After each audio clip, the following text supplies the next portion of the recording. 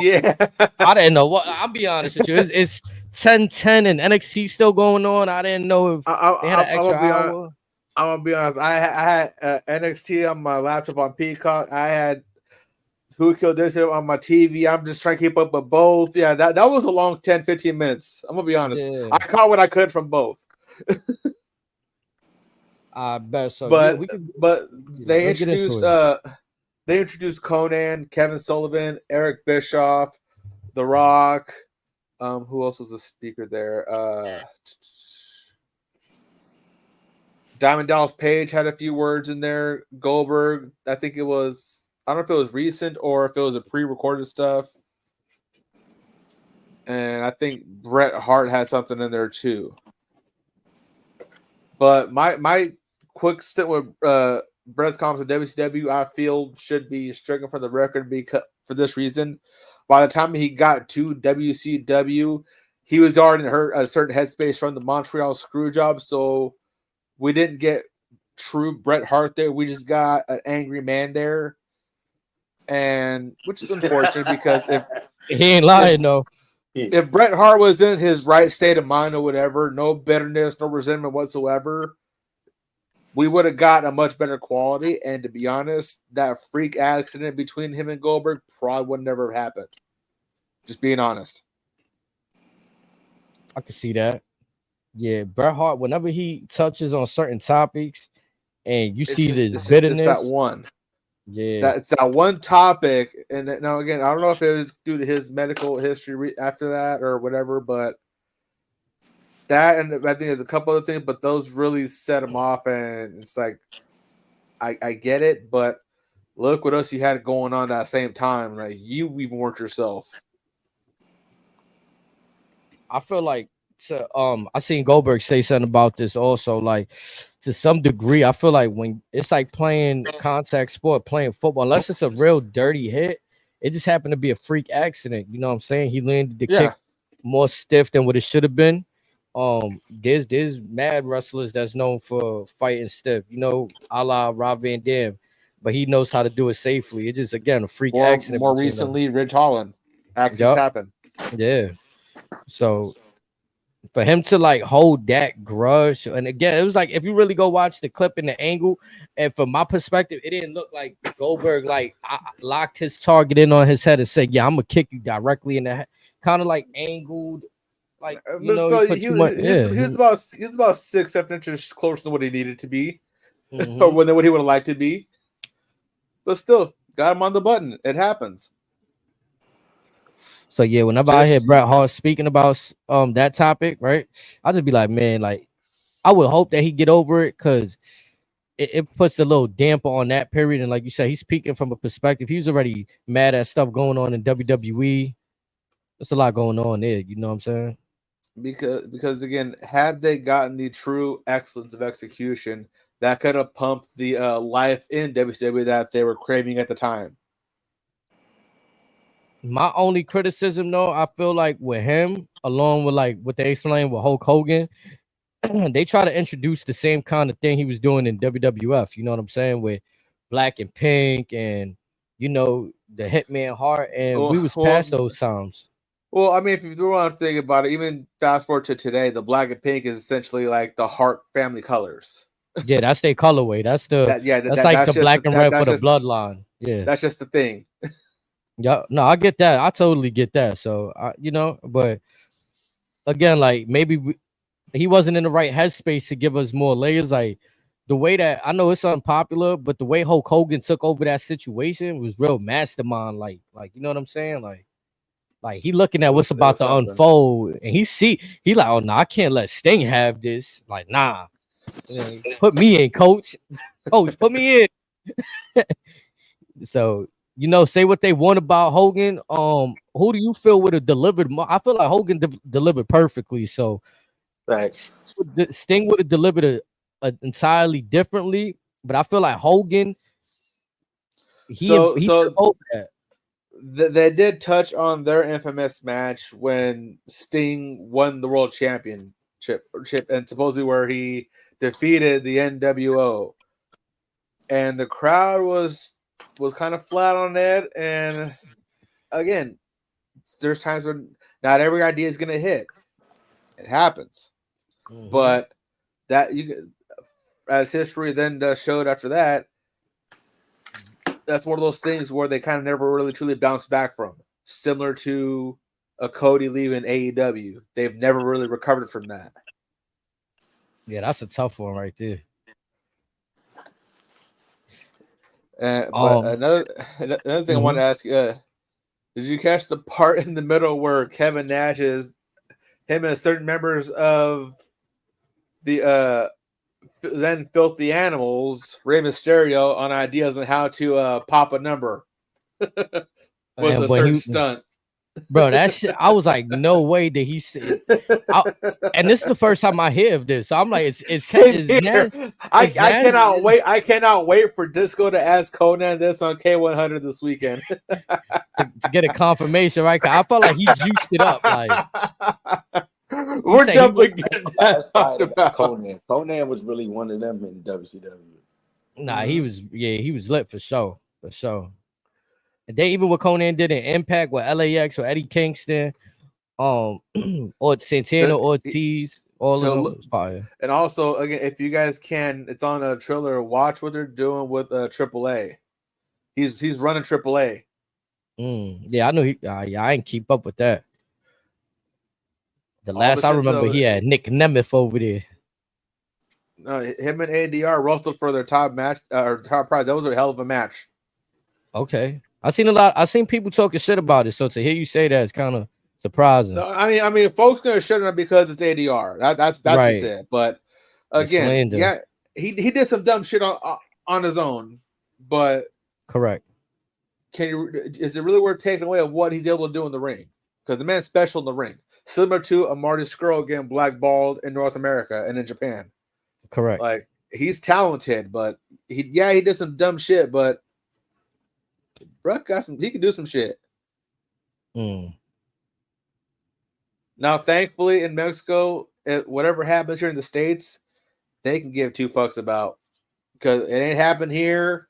Therefore, who cares? That's how they look at it.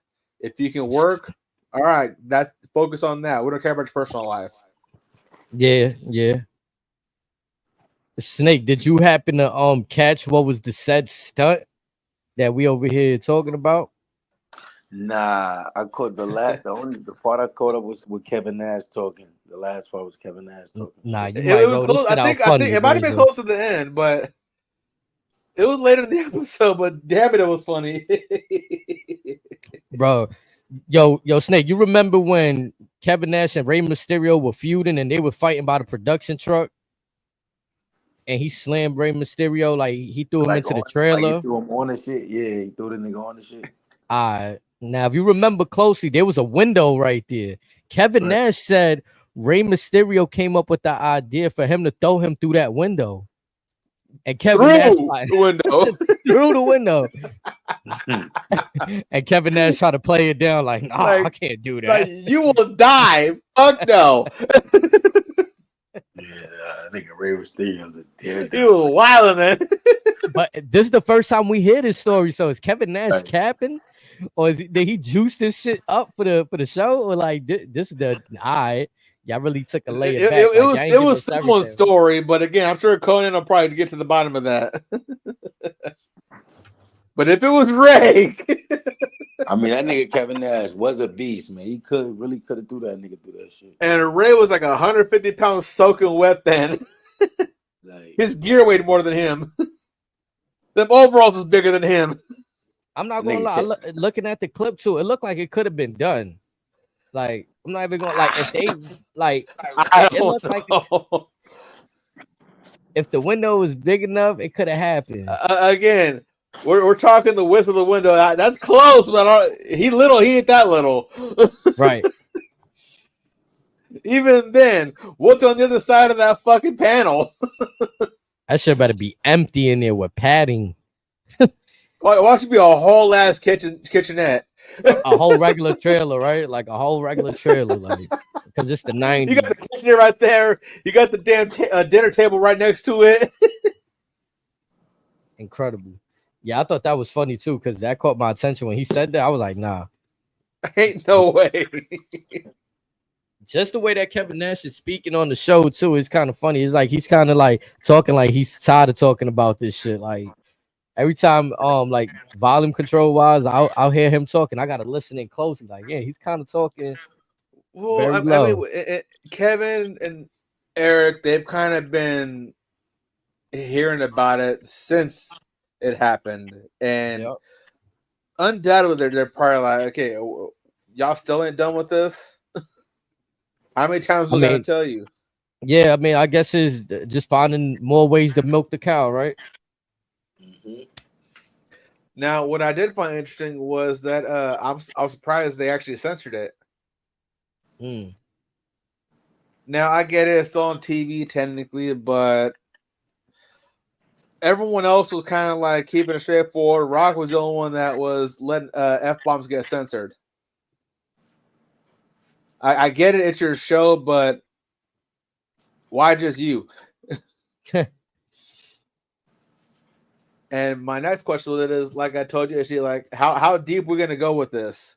Yeah, a lot of the stuff is public knowledge, much like what we saw today, from the birth of WCW to what happened at Bash in the Beach '95 to certain matches that we saw throughout the history. But what are you guys gonna give us that we don't already know? What I can imagine is that they either give us the same shit just more refined, or if they really gonna go down the angle that like we haven't heard, then that's what they would have to do. Unless it's just gonna be rinse and repeat, just spun a different way. Because to be honest, I felt like the first episode to me was just and I'm not saying this in a bad way, just my observation. It felt like anything we could see on the Peacock on WWE Network in terms of Monday Night Wars, the inception of WCW. Like they kind of summarized a lot of things. They was jumping through a lot of holes quickly in that first episode. But again, to me, that was expected. Like, and now that you're saying to me it's only gonna be 3 episodes, it makes sense why it was expedited like that. So it's 4 in total. There's gonna be 3 more coming up. Okay, 3 more coming up. Okay. Right. Yeah, because the story could be told. You see how Eric Bischoff, like, if anybody watches 83 Weeks, like he can run this for weeks on his podcast, just talking about this. Obviously, it's a show, it's under production, so they're gonna cut a lot of things and fast forward. And for what it seems like, they fast forward into the main key points. They touched on Medusa dropping the title in the can. The first episode of Mall of America. Yep. The birth of NWO. Yep, the transition from the boys holding the management to Eric Bischoff getting the keys. You know what I'm saying? Even to the notion that when shit was going south, Conan, Disco Inferno, other boys, they'll watch Raw while Nitro's on there right now, and they'll say, "Why are you watching that?" Because their shit's better than us. Fuck you wants to do about it? Letting them know, giving them just telling them straight like it is. Mm-hmm. Keeping it 100. and you know what I'm saying, but that also, like, it was good to see that they giving us more. Like, I feel like that's something also they probably would have kept back in the day prior to starting. Like, they would have kept the kayfabe. Oh no, we wasn't watching pro. Oh no, Conan's been saying that for a minute on this podcast. Okay. Yeah, he said that a number of times, and Disco's like, yeah, again, what we were doing was ass, and what they were doing was a hell of a lot better than what we're doing. It's one of those, there ain't no ands if or buts about it. And again, I felt like as a kid growing up, I didn't know any better, but I was always drawn to WWE content. The only legit thing that had me drawn into WCW was NWO.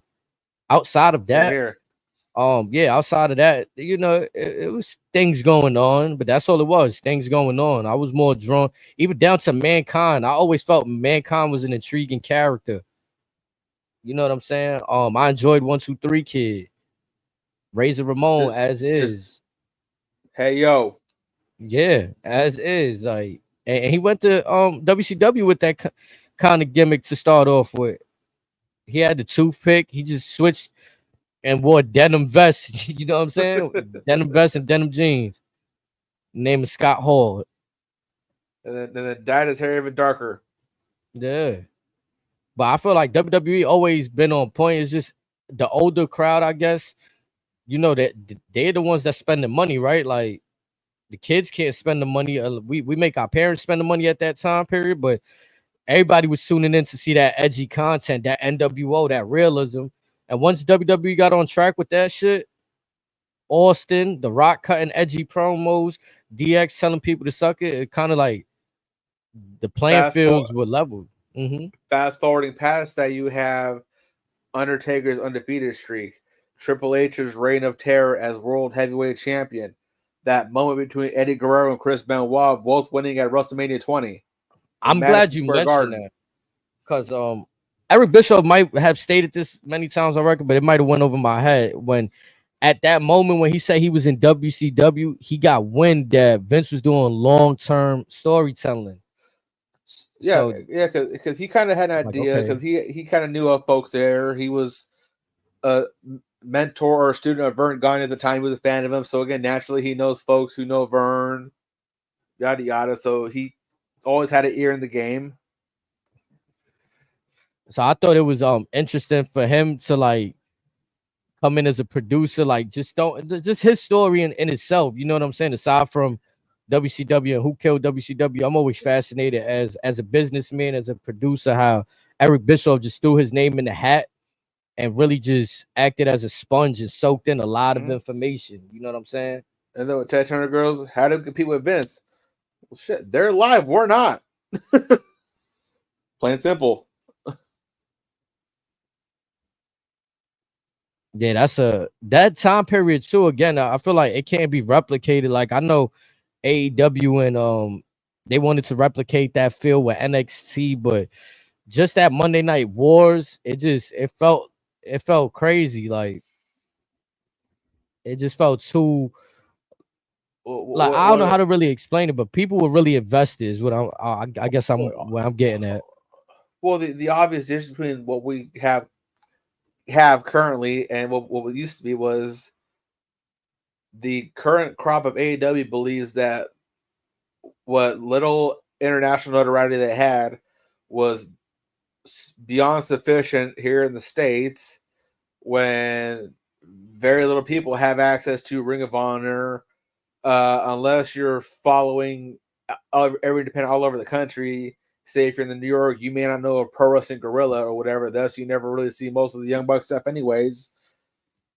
Not a lot of people were watching. They over based in Cali, and they based in Cali, right? Yeah. PWG, yeah, like like the LA area. But like I said back then, not a lot of people were watching New Japan because it wasn't available here at the time for most of their stuff over there, or it was, but it was only in Japanese. So again, too, it's like it's different time periods because we could go look it up, but to me, it was something special about the lack of like just knowing things on the internet, going looking it up, trading videos, trading tapes, cassette tapes, VHS, reading through magazines, genuine word of mouth, getting the networks and all that with other people. Yeah, it was a different time period for wrestling for sure, and it just can't be replicated. So I say that to say like I like how they dissected this show for real. You know what I'm saying? If they was to dissect the AEW versus NXT show, I'll watch it. You know what I'm saying? But I feel like we know certain stories. Yeah, like if that were to happen, I doubt Tony Khan would ever sign off on it, to be honest. Yeah, and again, I'm not really surprised, but because WWE purchased WCW, we able to get all of this.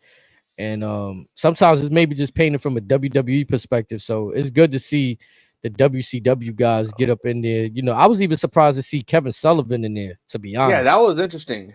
I was surprised to see them have him sitting there, especially with all the controversy, conspiracy theories they got floating with him online, which if you guys don't know, just go type in Kevin Sullivan, Chris Benoit, and you just jump down whatever. So some of those stories are quite interesting. Yeah, for sure.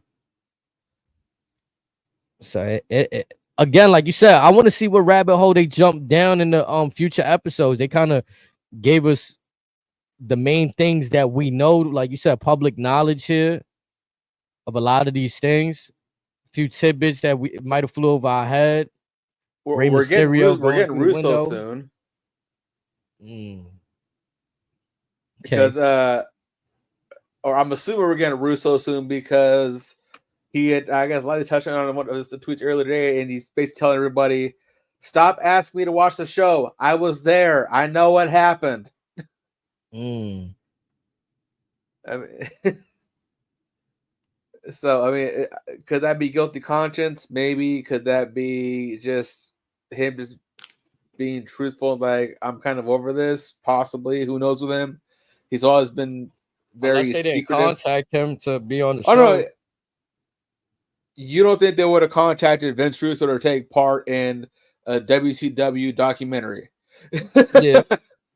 All the bullshit that happened that went south. Some of it is, but the question is for me, why wouldn't he take the opportunity when he already speaks on this shit? Because everybody already bags in him for that shit. Yeah. Assuming there are stories that get out that could further fuel other ones. I feel like it's safe to say under the production, like us knowing that the Rock produces. I'll do one better. Do you really want to give Jim Cornette all that free ammo? He'll have a field day. He'll call him a lion sack of shit, a whole bunch of shit. He gonna have a field day with Vince. Man, that would be Tony Khan's saving grace for a whole week. So I didn't know. I thought Sting came up with the Crow character on his own. It was interesting. That was always Scott Hall. That one's been around for a while. Okay, so it's been rumored and kind of confirmed now. I guess like he talked about it. Damn it, Dallas Page talked about it. Razor talked about it. I think Kevin Nash touched on it a few times. Conan's touched on it a few times. Because even Disco kind of called bullshit on it a few years ago. So yeah, to see them say that, I thought it's just dope to see the creative minds. You know what I'm saying? As the story goes, Scott Hall had just watched the movie, whatever, and he thought of Sting and said, "Hey, you got to be this, bro." And thus the Crow was born. I'm not mad at that though, because I like as a kid again. I'm talking about. I'm taking myself back to the '90s. I'm not speaking in retrospect. You know what I mean? And also, if you think about it, back then, a lot of them were boys that were helping each other out. Think about it. Diamond Dallas Page gave Razor Ramon the toothpick.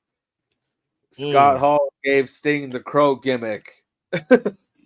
and from all accounts, Sting was like a good guy, not in terms of being a babyface, just like as a good human in general. So it seems like, you know, that whatever help was thrown his way was just the universe giving him what he deserved. You know what I'm saying? Because everything he did throughout his career just seems to be magic. Sting created the Ultimate Warrior for his old tag team partner, Jim Hellwig. Yeah. Yeah, they used to be the tag. I don't remember the name of their tag team, but I remember seeing Blade Runner or something like that. Yeah, I remember seeing old clips of them done in the face paint together. Sting created Ultimate Warrior. So again, everyone ultimately pays it forward. You don't really hear about that nowadays. Because everyone's like, "Oh, they stole my shit." And you know what? Oh man, this is where some people in the indies, I give it to them that they're able to like make a character on their own and come through the WWE. But like you were saying about Mercedes Moné, some people need the system and some people don't. Some people just have like, you know, they could build the character on their own and you don't even know. You think you know. Matt Cardona. He's wild creative. Even in his one-off matches, he makes sense. Again, he was Zack Ryder whenever he essentially killed Zack Ryder. Then he became the deathmatch god. Then now he is the indie god. And again, he's done it all on his own. After leaving the system, twice?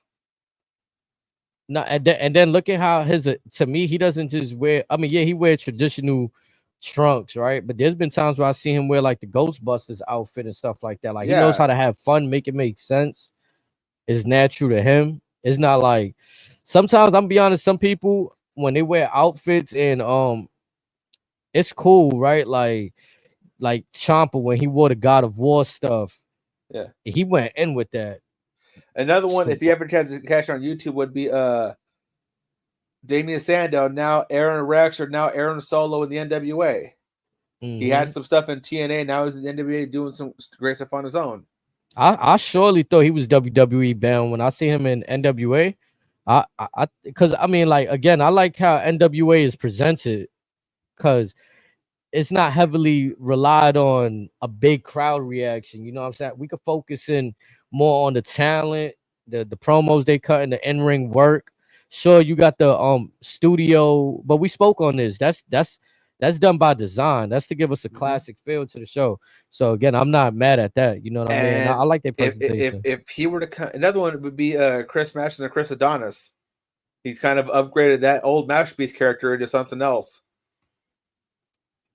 But with Sandow, for example, if he were to come back for one more, whether it's temporary or not, that place would explode.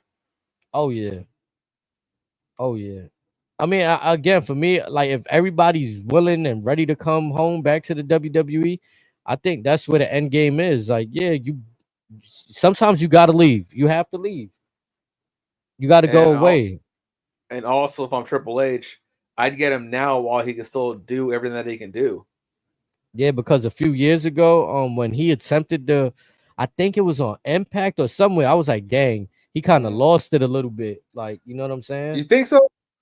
No, in terms of, like, you know, in WWE, he had, like, he was younger, so we was more accustomed to seeing a leaner. Well, yeah, he did put on size. He's been in the gym for a minute, so yeah, he was definitely a thicker guy. That was the only difference, though. And then, but like, again, the NWA, he's learned a whole new style. Evolution, like you said with Trevor Murdoch, like that shit. I was paying attention to that shit too when it was happening.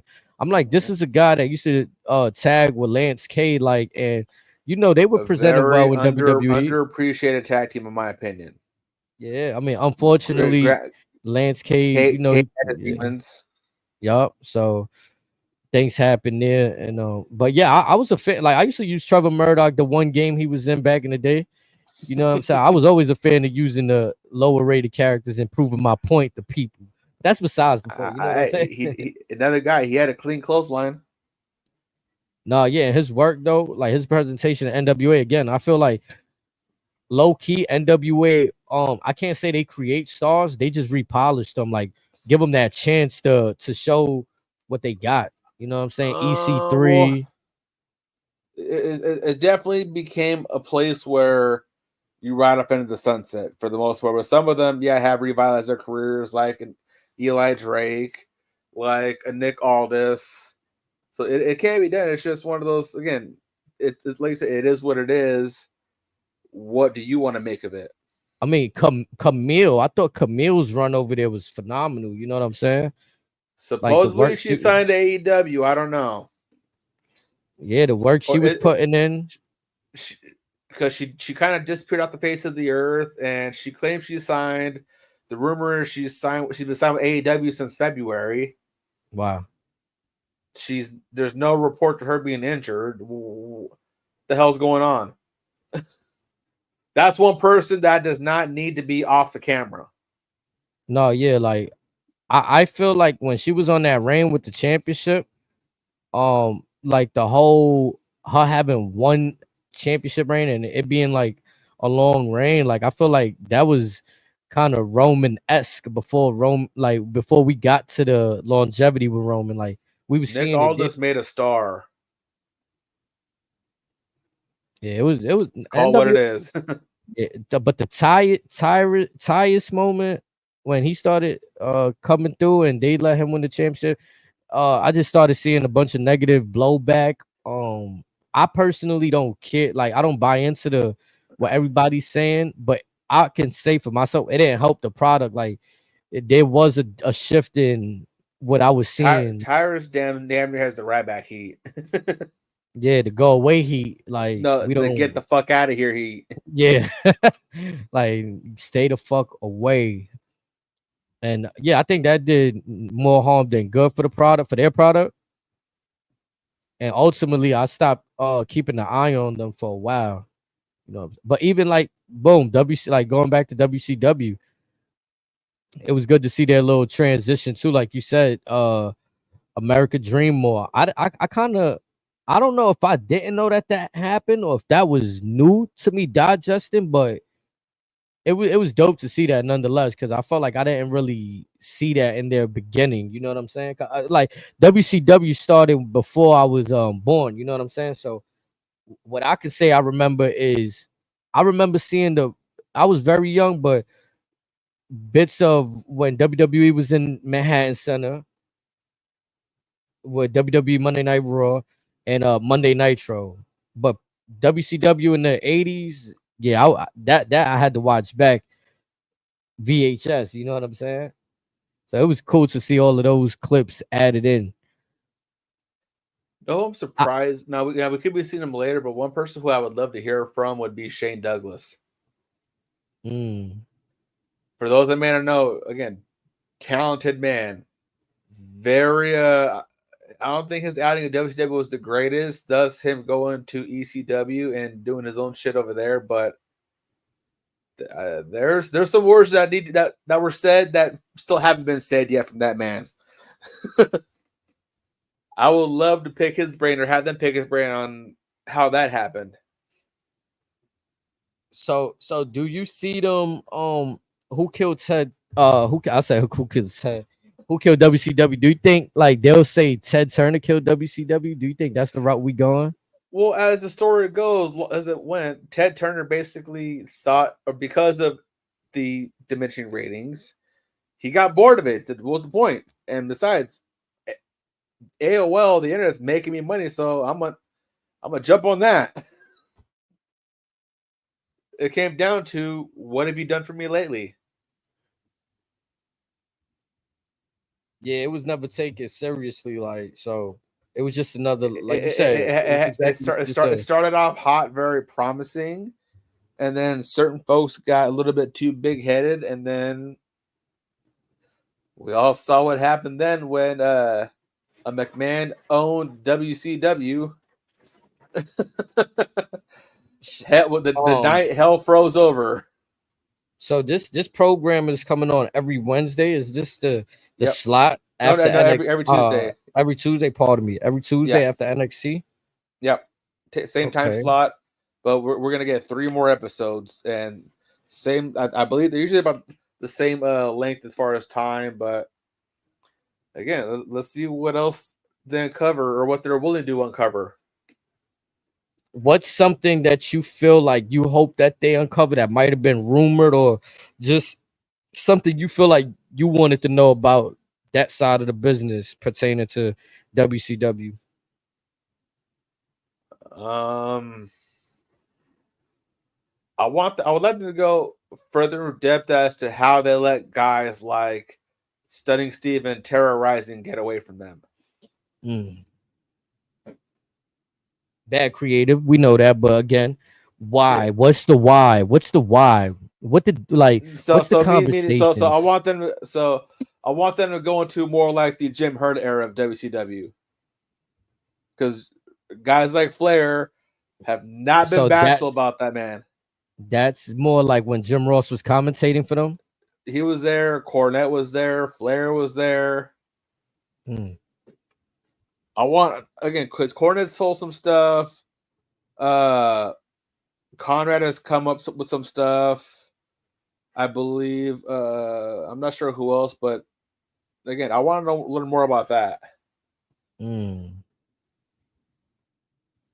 That's not a bad deal right there to find out about. I mean, I'm sure Cornette has the entire encyclopedia at his house, but does anybody else have any memories or knowledge of that too? Because let it happen. I know. I think, like, you know, it's all like we just been speaking about. It's public knowledge, but I would like to know more about the actual final days of WCW, like the 2000s, like that whole NWO 2000s bullshit they were doing.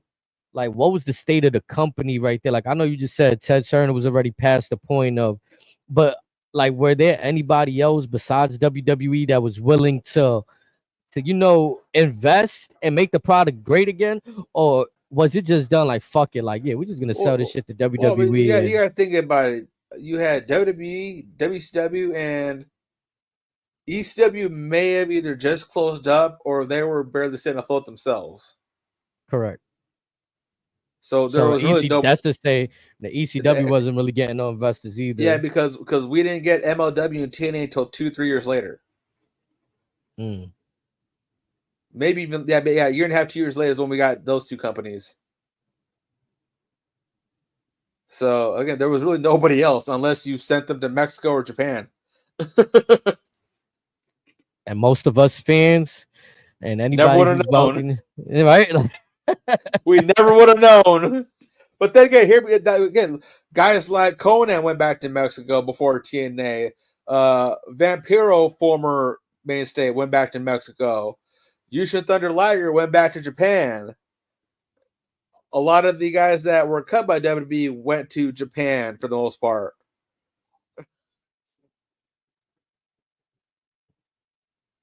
But it took a while for us to learn that. I feel like this is just a sidebar. Who you feel had the better belts, WCW or WWE?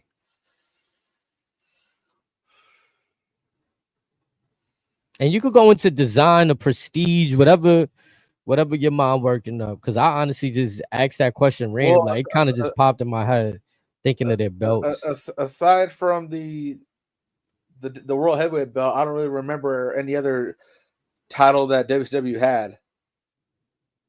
So there's kind of no contest right there in my book. Okay, they had the U.S. Championship. Oh, that's right. Yeah, that I want to say they had a television, but still WWE kept the same designs for the most part. Yeah. So again, it's kind of no contest. Now we can argue WCW had the cruiser. I think you know what WWE did. They just they said, "Oh, this sounds cool, U.S. belt," rather than the European. When SmackDown came around after WWE got WCW, they announced that they were bringing that belt back in the early SmackDown days. So that's kind of what, like, some folks that kind of came over got hyped about that. That kind of thus grew the U.S. title to what we know today. So again, they've always kept that history there. The cruiserweight belt. Remember WWE had the light heavyweight belt that Takamichi Nuku and S.A. Rios and those guys a fight over for. Yeah, but that came up because wasn't Ray the cruiserweight belt champ when he came to WWE, or was it somebody else? Or no, I want to say it's either him or Eddie. Eddie came through with the Radicals. He came through before. Race would have been at WCW. Yeah, could have been Kidman.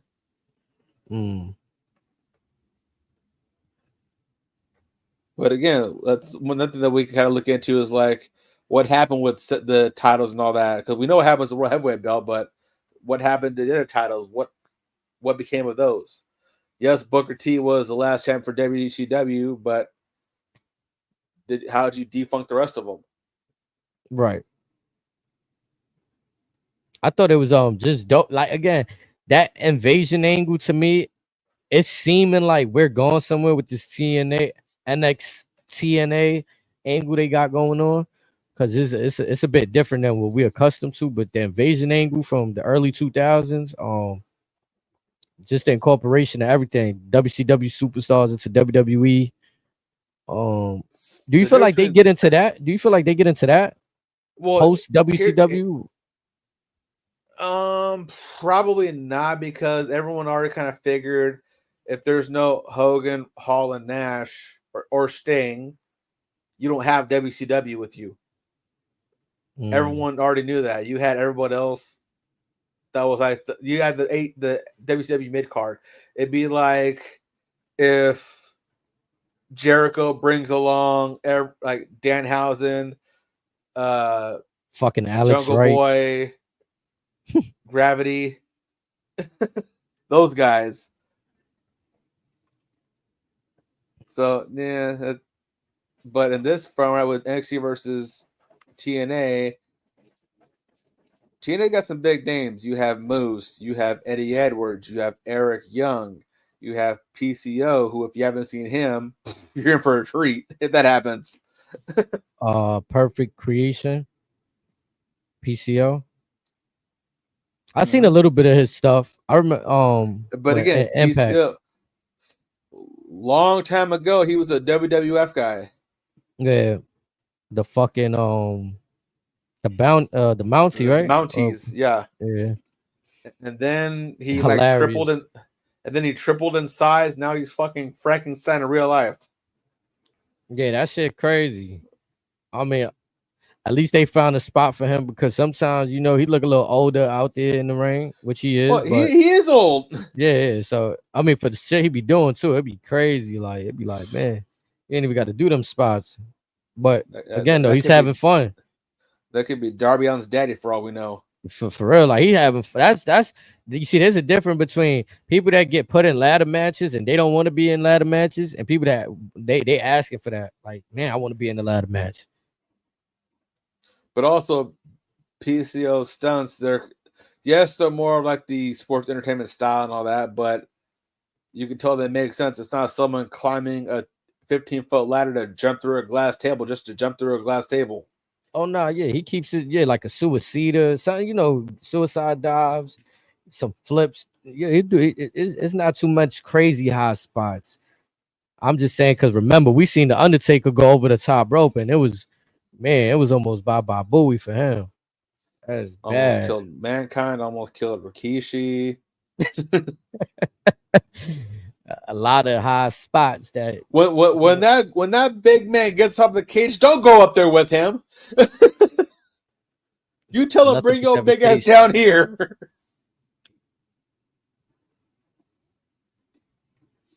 But no, I think once again, just when wrestling seems to be, you know, I say slow because typically after WrestleMania we haven't been seeing them moments we're accustomed to the night after Mania. We seen it this year, but it wasn't night after Mania. It was more like Friday after Mania, where we seen Tom Matunga debut on the SmackDown after WrestleMania. So we still did get stuff, but just not layered how we're accustomed to. And we've been waiting. There's a lot of content out right now. Sunday, what's the pay-per-view called? Battleground. So this Sunday you have Battleground, but also Saturday, like actually earlier that morning, if not Saturday after evening, whatever, you have New Japan's Dominion. So there's quite a bit going on this weekend. I need to catch that with you. I need to make sure I'm up, because I know those joints come on like 3 a.m. Well, for me it'll be it's 5:30 your time. 5:30, so it's 3 for my you. time. 2:30. Yeah, all right, bet. But and also that same day, Pro Wrestling Noah has the show going on. I don't know if it was this weekend or weeks to come. You have representing Bullet Club, Gabe Kidd challenging Kaito Kitamiya in a blood feud match. So there's quite a bit of wrestling going on this weekend. And TNA might have something going on, I think. Maybe Friday. TNA is usually Fridays. I like where we got going on. NXT kind of got me reinvested. So, like, I don't know, like NXT got me reinvested. I'm gonna be honest. Like, watching this week's episode, I haven't sat down to watch an episode of NXT like clean through and through in quite some time. It's been a minute for me too. Yeah, and today it kind of felt well, not today, but yesterday when we watched it, it felt refreshing in the sense like, okay, these are the young super, like you was just saying, alluding to earlier. Who's gonna carry this company while Roman's gone? We kind of getting a little glimpse of who's down there right now. We got some names, but it's like, who's really gonna be that one? Who's gonna emerge from this pack right here? I really feel like if Javon Carter, if he desires to be in WWE, I think he could be a spot on the main roster, like, you know, a real serious competitor. We gonna see. they just can't. You know, I'm not. We got to have faith in Triple H. I just feel like he can't be presented like a high flyer. Like, yes, he can high fly. Yes, he's athletic. Yes, but that can't be all he's known for. Like a Ricochet. Like, you know what I'm saying? Like you said, I'm sure Shawn Michaels got some cooking for him. yeah, the way he was presented on NXT. My main concern is just always how they transition over on the main roster. You know what I'm saying? Because again, I was telling Snakes yesterday that it kind of disappoints me when we watch somebody talent on NXT for a few years with this one gimmick, this one thing that they doing, and then they go on the main roster and it's like they abandon that. Like, well, damn, can he at least carry over a little bit of that steam? Like, you know, like just a little bit. Nah, they just fucking repackaged them in a weird way, and you just see them with the same attire from NXT, but it's not the same anymore. Right. Like, it's crazy. So like I feel like Carmelo was like but for me, Braun Breaker, they had weird moments. Like when they presented him in the Royal Rumble, they kind of presented him like a face. So much like when Melo fucked up that promo with Braun in the Rumble, it's like, we're gonna give you a shitty situation. Have fun digging yourself out. Braun's already dug himself out and then got like a 3-mile dash ready to go, full head of steam. Let's see how Melo gets out of this rut. Okay. When you put it like that, I could definitely see that. Mm-hmm. This is his test to see if he will be a guy or not. Well, out of them two, which one will be the guy? I mean, and again, too, we got Dijak lurking, waiting for his moment. Yeah, but much like with LA Knight, Father Time's starting to catch up with Dijak a little bit. Especially with his style, too, because I know he likes to do a few springboard moves. You know, he's an athletic big man himself. Then you have Dexter Lumis as well. Oh man, the Wire 6 stuff. I know we like talking about that and dissecting that, but yeah. We got Dexter Lumis lurking, Joe Gacy lurking. We have a lot to look forward to these coming months. And you know I don't know for you how time feels for you. I feel like just every day just flies by fast. So it doesn't feel like much of a wait, to be honest. Like I just feel like we was at King and Queen of the Ring. And what is it? Is it this weekend? Or no, it's next weekend. Next weekend is Money Clash, and then I think a month after that is Money in the Bank. Yeah, so and then a few weeks, like 2-3 weeks after that, is SummerSlam. So we're almost there. Yeah, like the way that they really rolling out these PLEs and even the side thing, like people don't really, I guess, count NXT events as PLEs, but I mean, if they putting on a show for one night and they selling out an arena, I mean, you got to give them some kind of credit, right? Like, they putting on content. Well, NXT, they're not doing the UFC Apex is probably just a tad bit bigger than what they got going on in the PC with their setup. Maybe, I don't know how they're gonna do it. From what I've seen from UFC events, the place doesn't look that big per se. Maybe a little bit bigger. Let's see what they do with it. It definitely should look a lot different than what we're used to seeing right now. I remember like it was I don't know if it was the last PLE was over by WrestleMania, so I don't think it was that one. But one of them, I think they held it in Sacramento, and I was surprised that they did the show out there. The last one we had here was, I want to say, Hell in a Cell, where the Fiend got lit on fire in that red cage. So it might be for NXT. I'm speaking though, and NXT's never been out here for a big show. Okay. Cause I'm trying to remember. It was like 2 PLEs ago. They held a PLE, and it was in an arena. I would just have to look it up. But yeah, I was surprised that they did that. You know what I'm saying? Cause most of their shows come out Florida and stuff like that. So yeah, everybody cooking though. It could have been Stand and Deliver when they were in Philly. Let's see.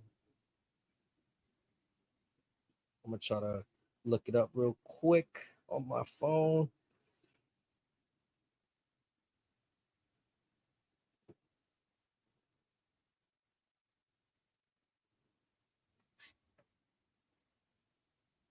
and they are listed as PLEs. They are? Yeah. That's crazy. I mean, it's still technically a WWE premium live event. Yeah. Also, let me ask you that on the real quick. Do you happen to catch Swerve's comments from Busted Up a couple days ago? No. It depends what comments, but I didn't get to catch the whole thing. Essentially, Bolero is trying to, again, him being used to the WWE lingo, he was referencing the double or nothing, but he called it as a PLE, and Swerve cut him off and says, "We don't do PLEs, we do pay-per-views." Just cut him off, and then Bull is like, "All right, cool, it is what it is." But that's funny. that raised a lot of shit on the internet these last couple of days. And if you think about it, why so? Why again? Is there actual difference? Yes, one's a traditional term, but wouldn't a pay-per-view be considered a premium live event because you're attending something that will be seen by people that have to pay money to watch from home? Is that not the definition of a premium live event? Yeah. Because think about it, not every sporting event is going to be accessible to the country. Not every movie or anything you go watch is going to be accessible to folks in the country. If folks got to pay to access that at a premium cost. Nah, you ain't lying about that. And then it's just they found a different way to spin it. I feel like traditionally pay-per-view for me was just a term for cable box purchases. Like that's all it was. Because because Because technically you could still have to TV. You could still have to pay to view the, like, if you don't have a subscription, I think you still gotta pay. Like, you could get a free joint, but what happened if that run out? You got to make another free joint. You know what I'm saying? Or for example, what New Japan has done these last couple of years is they'll have shows that, again, you have to pay to access them on New Japan World. Mm-hmm. And again, it's still on the same streaming service, but you have to pay to view it. They call it a pay-per-view, but it's just a normal event like they usually have on their programming. And sometimes they'll call it a PLE, sometimes they've called it a pay-per-view. There's no difference in definition. It's just per usual tribalism, some folks get butthurt about the simplest words. You ain't lying about that shit either. And then if you say in the wrong manner, they start fearing for their life.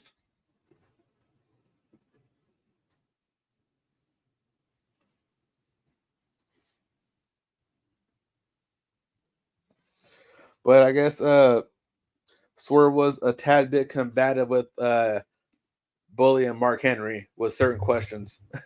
Again, this is what I'm saying though. When I say that the talent of being loyalist, like, I know he might feel salty towards WWE. He got released and all of that.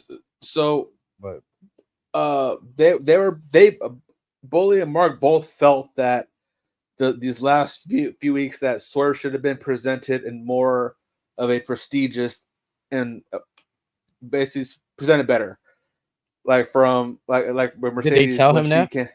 Yeah, he was. Yeah, so Swerve was in the studio with Dave LaGreca.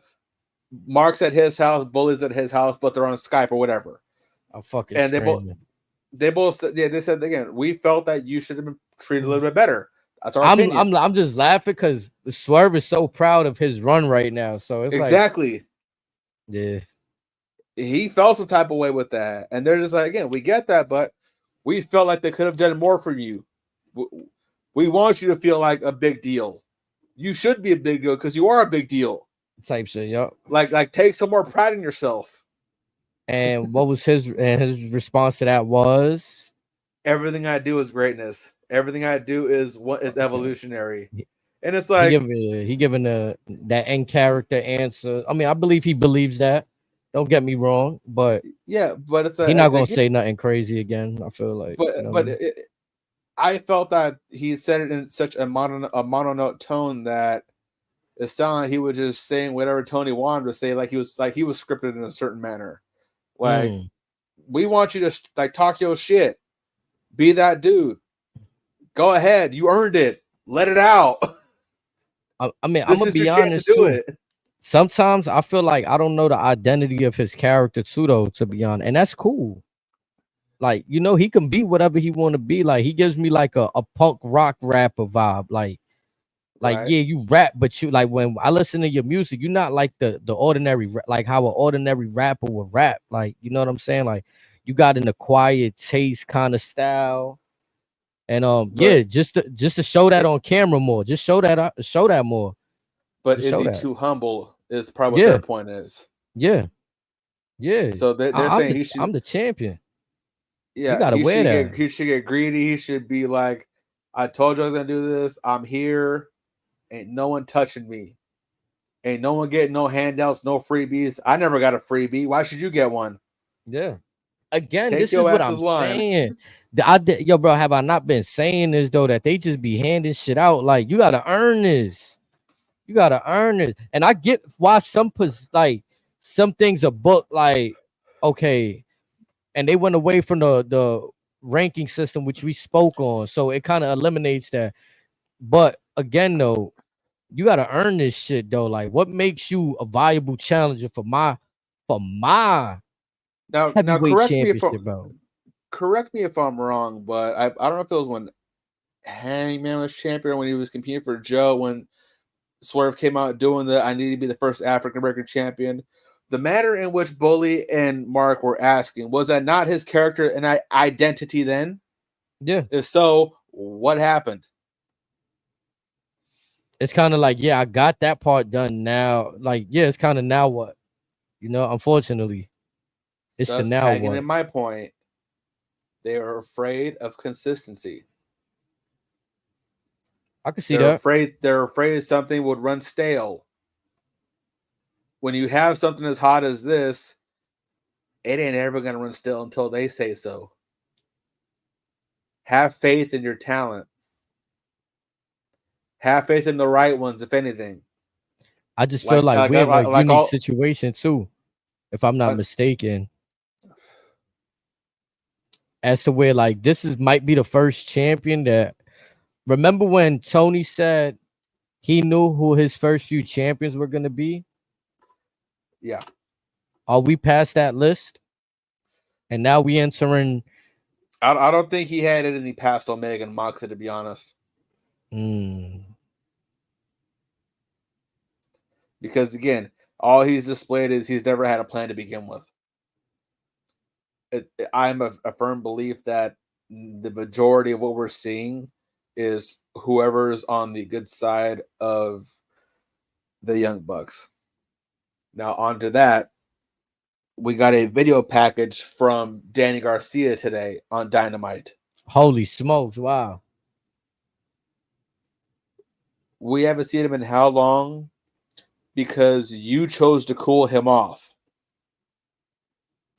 All right, he was out there with the move. What is the purpose of the repackaging? There was nothing wrong. I didn't see anything wrong.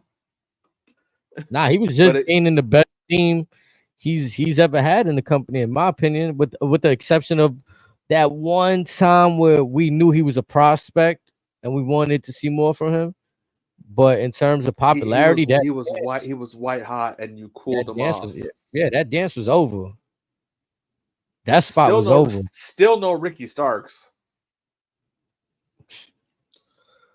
MJF's promo, I guess he listed off his past victories. He did not mention Punk as one of his greatest victories. He name dropped Cody Rhodes. And I don't know if it was on his Twitter that he posted or in his promo. He was referencing his jacket being an homage to Triple H.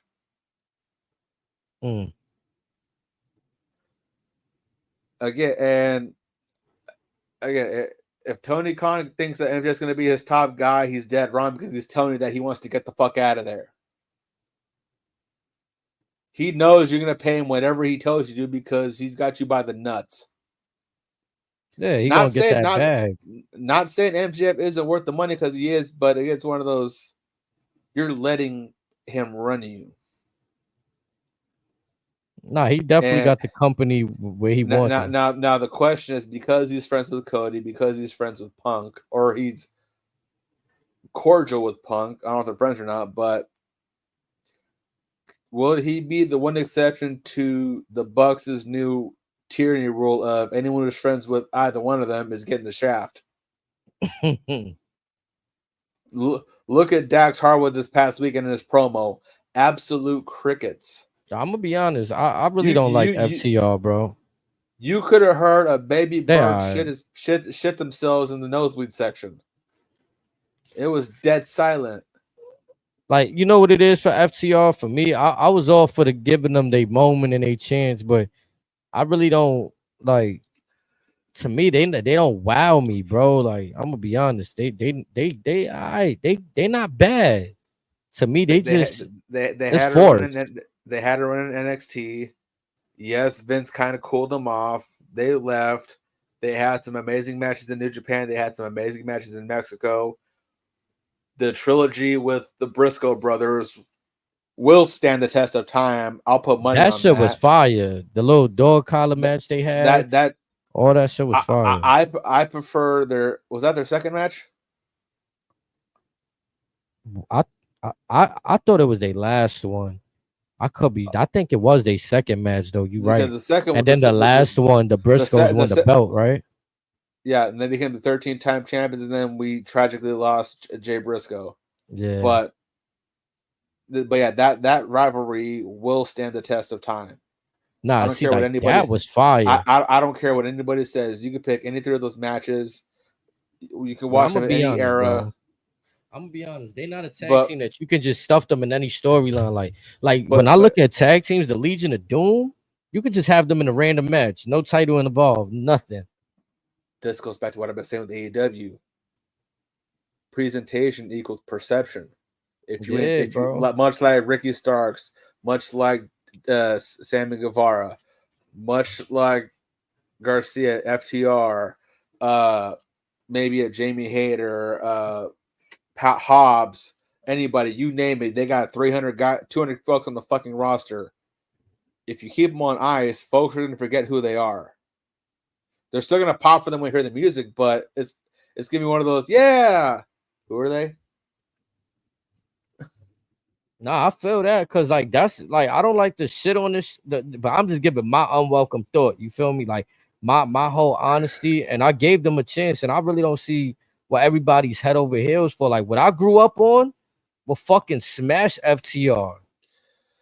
To be honest, here's my other thing, and this is not a jab at Dax Harwood whatsoever. I thought he had thicker skin than what he's shown on the internet. He blocks people quicker than I've ever seen. Mm-hmm. And if you want to break stuff down, now I haven't seen all of it, but the majority that I've seen, it comes off as folks wanted to tell him, you used to be this, now you're this. We want you to be back to this. Why can't you be back to this? What's stopping you guys from going back to this? Right. I think also like you say it, presentation. To me, it's their presentation. When they did that whole 80s music, they coming out to their theme song, it was cool. They had the 3 belts from each promotions, from ROH, from you know what I'm saying? Do you know what killed? Do you remember what killed them? Was it the CM Punk shit? No, the Young Bucks story. Well, yeah, ultimately yes, but that first Young Bucks match, that's where everything went downhill. You're right. You fucking right. Yeah, we didn't like. I get it. The fans wanted it, but still, we didn't like. The it's only like a double-edged sword. That's a double-edged sword. The only match that was good out of the 3 of them was the second one. Not because FTR won that match, was bell to bell with story. That was the only solid match that those 3 have had. Actually, they've had 4 matches, but the second one was the only good one. The Wembley one. I mean, they're not bad, but not like the pedestal that we get placed on. Did we get them versus Pride and Powerful? Did we get them versus Lucha Brothers? Oh, that's another tag team. Don't get me started on Proud and Proud and Powerful. Oh man. No, Oh, again, but again, as I said, again, Santana Ortiz had a falling out. It happens, whatever. It is what it is. But again, did we get FTR versus those two teams? I don't think so. We I may have see gotten why Pride, Santana fell out. Crazy.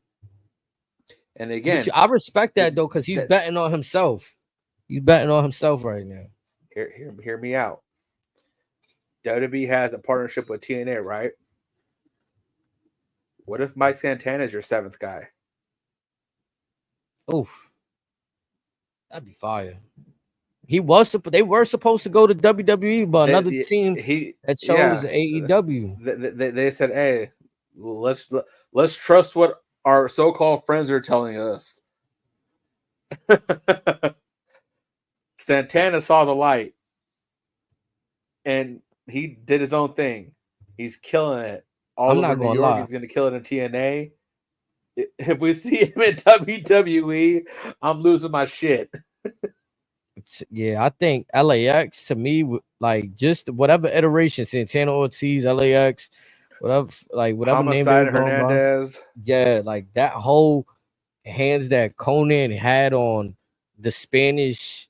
Like when I see the LWO, sometimes I kind of get mad, bro. I ain't gonna lie. Like I respect Rey Mysterio, but they need some spice there. Like out of all the factions, y'all feel like the bottom of the totem pole, and you got a Hall of Famer in your faction. That's insane. Andrade and Carlitos should be the muscle of that faction. Those should be the almost like a Latin American APA to a degree. Yeah. Two dudes that will beat the brakes off of you if you slip up.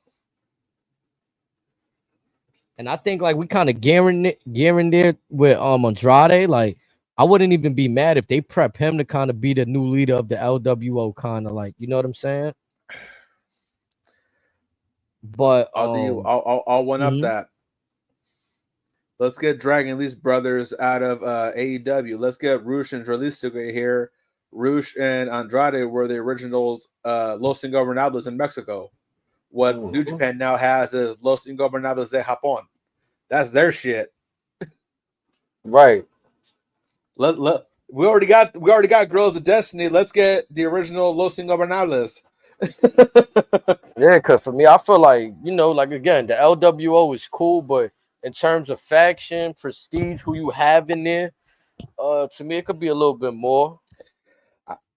And with LWO, unfortunately, it's one of those things where it's something him and Eddie had, and it's just Ray's last wish to have fun before he rides off in the sunset. I don't think it's anything more than that, unfortunately.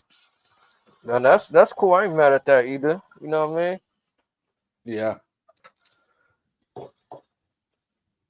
Cause like again, just my whole point being, what Santana could bring to, if he is presented on WWE television, he could present a badass, like just like an Andrade, like, but he got New York flavor, so we're gonna see more of like an American Spanish guy rather than like just straight like Yeah. like a Carlito, or you don't think they'll let him bust out his New York side?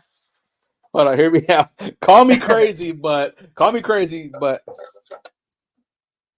since Vince is gone, especially if Jacob Fatu got a shot at pulling up, give me Homicide and Low Key. Get Low Key one more shot to fuck around. I mean, I think we spoke about this briefly when Lucian Thunder, like when Jushin Thunder Tiger was in WWE and NXT, like that was dope.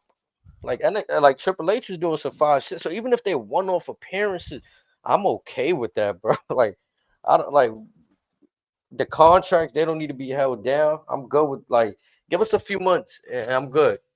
Have some fun with it.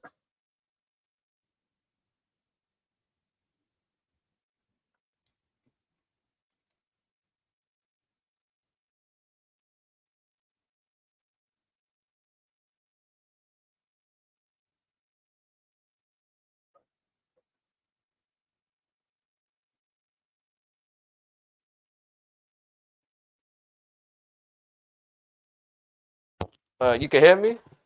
Yeah. My bad, my bad. So yeah, I wanted to get into just this Friday.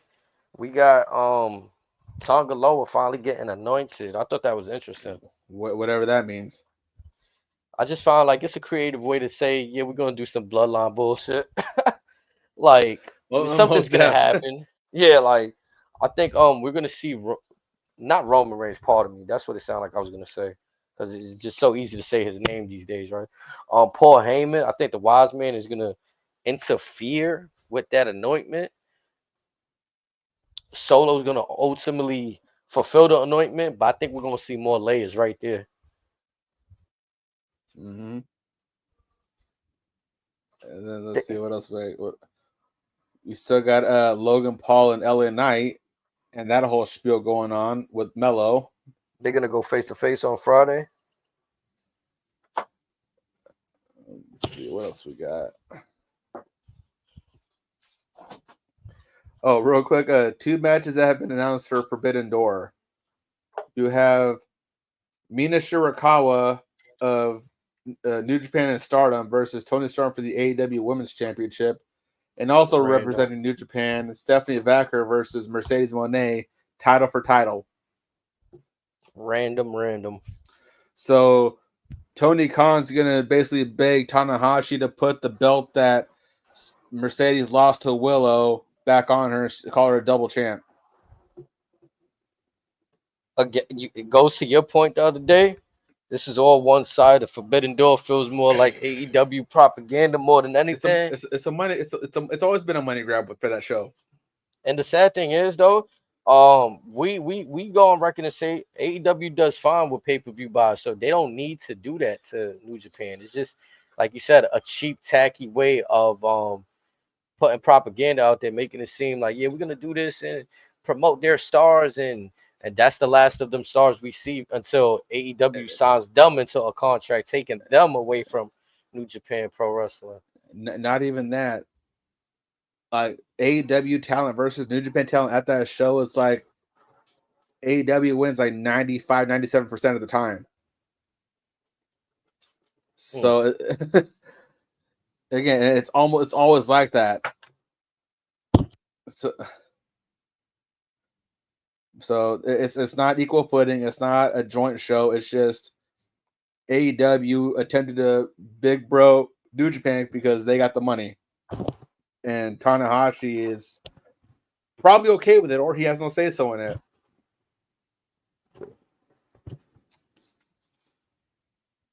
So next week we got 2 pay-per-views, Saturday, Sunday. This week we got SmackDown coming up on Friday, Battleground on Sunday, and what you said is happening on Saturday?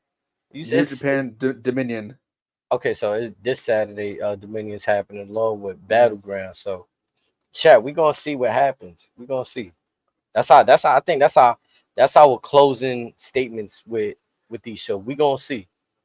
We gonna see. Oh, here's one thing we didn't talk about that in preps for Battleground. Yeah, talk to me. What we forgot right there? What we got? We didn't slide in. Lola versus Shayna. Oh, Underground rules. How we missed that? To me, it was pretty. To be honest, it was pretty forgettable because I feel like, to be honest and transparent, they got Shayna Baszler and doing too much. Like, she's involved in the women's. She's on NXT. Just like Natalia, I felt like, yeah, she got to win on NXT, but the main, like, the people that watch Raw and SmackDown is not gonna know unless they carry that story over. Yeah, she went on NXT. Who fucking cares? You just lost to Kiana James. I get it. She's tying up loose ends, but yeah, you're right. Yeah, like, it's too much going on. I had it been in a position where, okay, we just see Shayna Baszler on NXT, I might be more invested. Gotcha. It just feels like a cheap way to put Lola over. They've been publicly stating her MMA background, so now it's gonna really look believable when she takes care of Shayna Baszler. You know what I'm saying? Okay. Also, I stand corrected. Early, I thought Red was gonna be on NXT yesterday. She's gonna be the host of Battleground this Sunday. Oh, they just love them some sexy Red. She doubling, tripling down. She in there. That's what's up. expect some shenanigans in the Women's North American Championship match. Okay, yeah. And like I don't know if one would do with the other, but I had Lash Legend. I feel like Lash Legend, she been around, she been lurking for a while. I feel like now that there's a secondary championship, this is her way. Trick Williams has a championship. She just broke up with him allegedly. She dumped him so she could focus on his championship. Mm-hmm. And that's what I'm saying. If Ethan Page wins and she That'd be crazy. She gonna be like, "All right, baby, I'll take you back now." He gonna be like, "Woman, get out my face." That'd be crazy. I'm not even gonna lie to you, bro. I'm telling you. It'd be funny, like to watch it. I'm not gonna lie.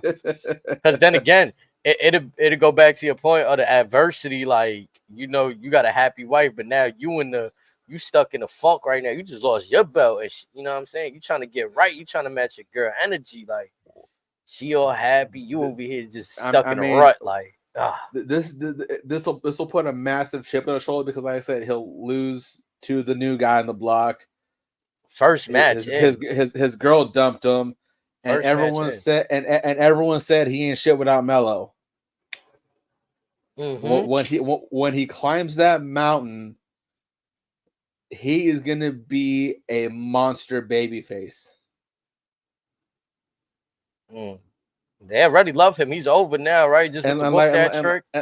And again, say Ethan Page beats him, you write him off for a couple months or whatever.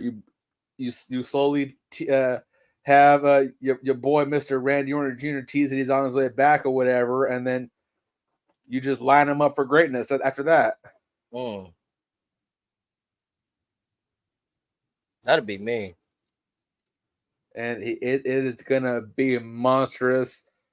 You're gonna see Booker T shaking his chest like he in the Bay Area, just going dumb, saying, "What? I like it." Yeah, it was kind of fun to see him playing more into that in the role that he was in, playing more like I wouldn't say a host, but you know, he was the mediator of the woman getting their angles off. You know what I'm saying? It was fun. A lot of people are worried that he's becoming the new Jerry Lawler. Oh yeah, nah, he's definitely. I'm gonna be honest. I don't know what's his marital status. I don't really care about none of that. He's still married to Sharmell. Yeah, Queen Sharmell. You know, if she's all in on the fun, like, yeah, go ahead, babe. You know, get everybody going. Like, if she's in on, you know, I can see, fuck it, everybody has some fun as long as it's all clean. You know what I'm saying? But right, if he tweaking out there and shit, y'all be hearing what he be saying. It was funny. The girl entered the ring. I forgot which one of them did it, and Vic, he's like, hey, Book, I know what you were thinking. Like, man, they going crazy with this whole angle on Book right now. And like he said, he put on Twitter he wanted to see Red and Lola have a little twerk off in the ring. Again, though, like we was talking about, WWE is kind of playing into this sexy sales kind of programming. So you know the way it's funny how he's presenting it. It's like what they're doing. Like they're slowly testing the waters of stepping away from PG. Yeah, they're just saying, all right. I'm okay with that. You know, some people might feel like, but I think we're in a time period where unless they do something real crazy, I think they've been fine with what they've been doing. Everybody seems to love it. Yeah, it hasn't been. Now, what would you define as crazy? Because Liv puts some boundaries. Edge and Lita, which I honestly feel like what we seen with Liv and Dom, like we're like a fucking 2 weeks away from seeing that type of shit. We'll live in Dom right now. Yeah, like we definitely like a week away from seeing that happening. Like Edge and Lita, the bed segment was kind of crazy. Shit with like obviously we wouldn't see Triple H in that role of like. Or I'll do you one better. You remember that random ass segment like 2016, 2017 where Enzo walked up to Lana butt ass naked? Yeah, and then Rusev just threw him around the room like, what you doing? Again, we get pretty close to some lines, so yeah. I mean, I don't know, like those lines be crazy, right? Because like obviously you see Rusev and Lana not together now, so it's like I don't know how I feel about putting couples in storylines like, but if they can manage themselves, then more power to them. You know what I'm saying? It's a work. It should be entertainment. It should be Hollywood, like in a sense. Like it shouldn't have to be deeper than what we make it sometimes, but it's But fun. You know what I'm saying? but Because sometimes you Booker T expect been that of a lot of fucking people. hilarious. Yeah, Booker T's been hilarious, and you know whether Uh-huh. it's been shoot or work, it's been hilarious nonetheless. Like OG sometimes just having Jerry the fun. King, yeah, Jerry the King was funny, but you could kind of tell like he was like, all right, like you ODing like with it, like you know what I'm saying, like the puppies was his main thing. Like we knew he wanted the puppies, like you know what I'm saying. So it Mm-hmm. became like a running joke with him with that. And then he saw Tori Wilson hit the stink face. Man, oh, he lost it. He marked out for that, rightfully so. I mean, we seen Rhea Ripley do the stink face. I think half the internet marked out for that. That's kind of what Becky Lynch got tight about. Yep. Her, Shayna Baszler, Zoe Stark. They And was then you all got playing Lola. into that shit. And Lola's like, you mad because you ain't got it like me. That's what I'm saying. Like, arguably, like one can argue, like I always thought like Charlotte started cracking that door open, right? Like, let's just be completely transparent. Like the gear she wears, she shows her cleavage. She shows her cleavage. She's the queen. Like she has that dominant then Rhea persona, started doing it. correct? And she dresses just as revealing Rhea Ripley, if not kind of more in a sense. Like she And got a little bit more and then backside body than Flair. and then there's Bailey. Well, not really. Bailey just stupid thick. Correct. So people they just be going with they fan, like you know they just go with they fandom on her for real. Uh-huh. But like the other two, they more revealing than what they wear for sure. Like you know what I'm saying. And again, if they okay with that, if the fans okay with it, it ain't hurting nobody. Like it was, you know what was funny to see? I don't know if you ever seen this video. There was a kid trying to take a picture with Rhea Ripley, and he kept pushing Dominic Mysterio out the way. I thought that shit was fucking hilarious. I'm like, you see, like this ain't hurting nobody. Like, you know what I'm saying? Yeah, she's sexy. Like if she wants to be sexy, then let her. Now, if you forcing them to be sexy and they don't want to be, then that's a whole different story. You know what Or I'm shit. saying? Look at Nikki Bella 10 years ago. Correct. She broke that barrier too, for real. She really did too, like to come She clean. she she pulled up and got her tits done. Yeah, and she was still putting people in the torture rack, whatever her special was. Mm-hmm. That shit was crazy. And it was fire though, because I ain't gonna lie, when she did all of that, when she was dating Cena and that whole little like, oh, she became more believable. Like, oh yeah, I can see her. Y'all training with your husband, so yeah, y'all should be able to pick up they characteristics or they tendencies, so to speak. You know what I mean? And then she leaves John because John said, I don't want no kids. That shit was, man. I can't say that shit is crazy, but like just like wow, that's tough. That's a powerful moment in time. Yeah. Yeah. And since then, the Lord gave his ass the ball spot. Bar aged him like you thought you was doing something young. Look, you could have just you say you don't want to reproduce in the name of the Lord. I smite thee. yeah, man. Like I ain't gonna lie, man. Like seeing the hair be looking funny sometimes. Like you know what I'm saying. Like if I had, I mean, I don't know. Like I think if I had like the ball spot, like I might just go get the baldy, man. I ain't gonna do the Braun Strowman. Braun Strowman need to let it go too. Like I wanted you with the hair back, and it looks cool until the camera show the top of your head. And it's like, he should Brown should commit to that old Vanilla Ice hairdo.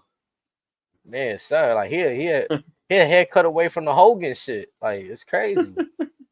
He a few snips away from Hogan's hairstyle. Like that's wild. Or do that little weird shit that Boogeyman got top of his head. Something. Right? Like, cause yeah, that's you could cover the bald spot if you man bun that shit, right? I guess like how Wardlow used to have his hair, some shit like that. Uh-huh. You could probably get away with covering it up, but this way it's just like, man, that shit noticeable, bro. You get some like Eh, punk rock metalhead haircut or some fucking Roy Warrior haircut, something. Yeah, it's kind of like what you said with Karrion Kross. Like at this point, I'd rather see Braun Strowman with the baldy go menacing than hold on to this party style hairstyle. The you Also, know what I'm saying? in Cross's case, his whole career he was bald. It wasn't Yeah, until like also half of the without pandemic, where it was until the pandemic where he grew his hair out. That was it. So everyone knows him as bald to begin with. yeah, I was fortunate to see a little bit of Killer Cross on Impact, so I was like, oh, this dude is lit. And then I was like, he from New York, so you know, I was like, man, I'm for that guy. Like, oh, that's one of ours right there. Like, that's dope. And You folks know, he forget went to it, and WWE. folks forget he's Puerto Rican too. Yeah, bro. That whole Jeff Hardy shit kind of smoked it. I ain't gonna lie. Like I knew, but I ain't gonna lie. I told my wife when that shit happened, I said, yo, you know it's over for him. He next, right? She said, what you mean? This is when everybody was getting released. I was like, no, I'm talking about he gonna get released. Like, nah, he not next up. He gonna get released. And sure enough, yeah, shit went downhill from there. The shit show began. Like, Yes, sir. that shit was, I ain't gonna lie. I don't, you see, that's the, when I was saying earlier, when they have these guys work on a gimmick in NXT and then you just fucking, what the fuck, because he's on Raw now, you want to put a helmet on the dude and some fucking, some like attire that you just find in the create a wrestler section in WWE 2K. Like, no, fuck that. They said this big motherfucker looked like he was from a fucking sex dungeon. you're right, like, bro. They killed whatever credibility he was building with the WWE.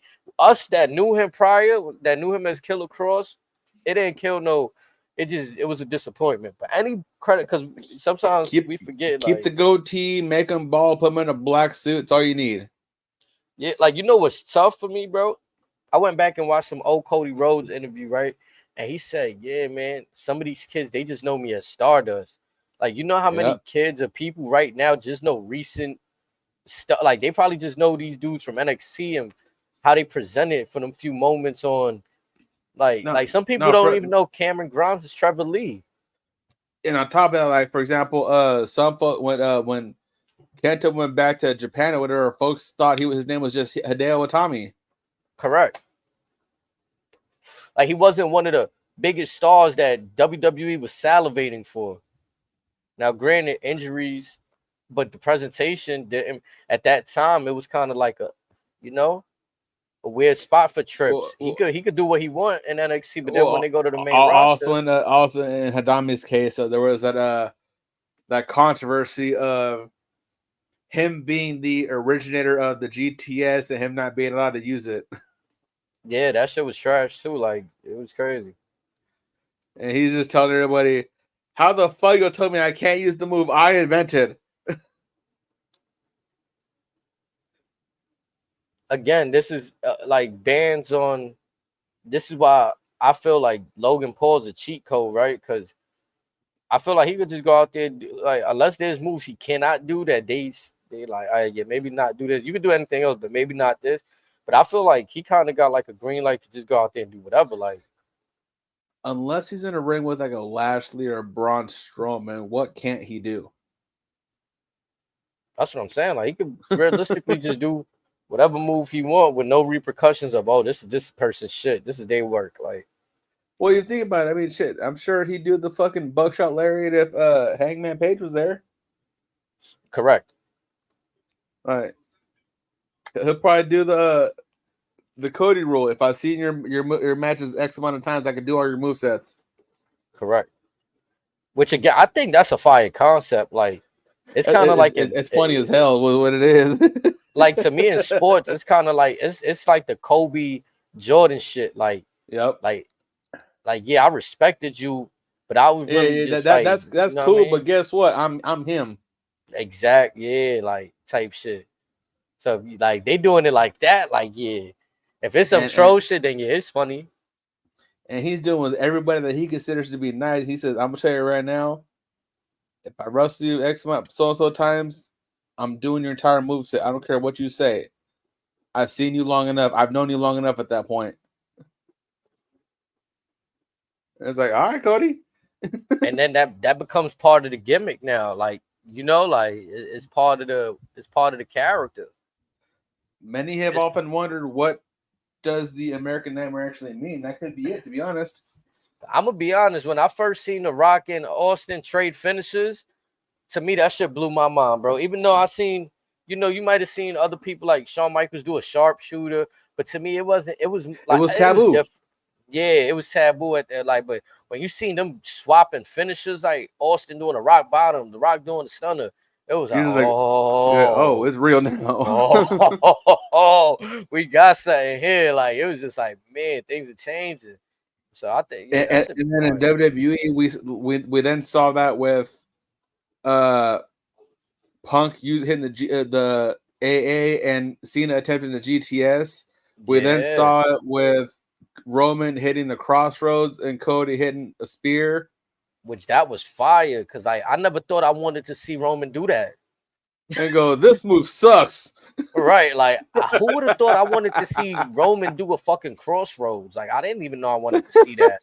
Thank you guys. Like, Right. you know what I'm saying? Like, I'm like, all right, we going somewhere now. We cooking. But on that Again, note, I'm only gonna let you.